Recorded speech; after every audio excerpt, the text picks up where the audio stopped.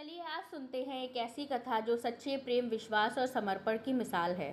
सुनिए सावित्री और सत्यवान की अद्भुत कहानी।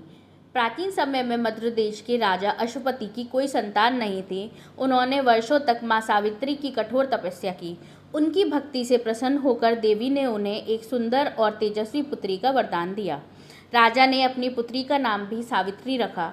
जब सावित्री विवाह योग्य हुई तब उन्होंने स्वयं सत्यवान को अपने पति के रूप में चुना।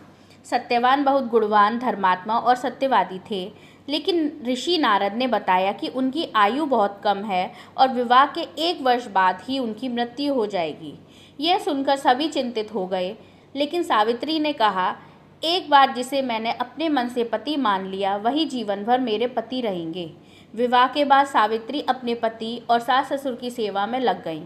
धीरे धीरे वह दिन भी आ गया जब सत्यवान की आयु समाप्त होने लगी थी।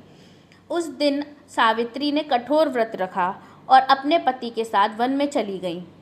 लकड़ी काटते समय अचानक सत्यवान को चक्कर आया और वे सावित्री की गोद में सिर रखकर लेट गए। तभी यमराज वहां प्रकट हुए और सत्यवान के प्राण लेकर जाने लगे, लेकिन सावित्री अपने पति के पीछे पीछे चलने लगी। यमराज ने उन्हें लौट जाने को कहा, परंतु सावित्री ने धर्म, प्रेम और पतिव्रता का महत्व बताते हुए उनका पीछा नहीं छोड़ा। सावित्री की बुद्धिमानी और अटूट प्रेम से प्रसन्न होकर यमराज ने उन्हें वरदान मांगने को कहा। सावित्री ने पहले अपने सास ससुर की आंखों की रोशनी और राज्य वापस मांगा। फिर उन्होंने 100 पुत्रों का वरदान मांग लिया।